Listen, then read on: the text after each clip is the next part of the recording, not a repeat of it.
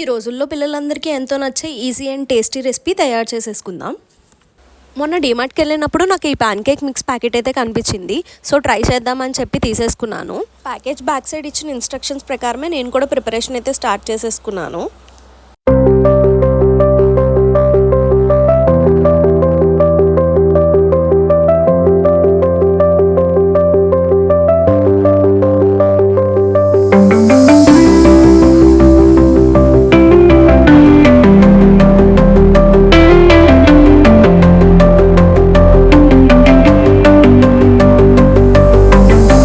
ఇలాంటివన్నీ చూసినప్పుడే నాకు ఈ రోజుల్లో పిల్లలు చాలా లక్కీ అని అనిపిస్తుంది.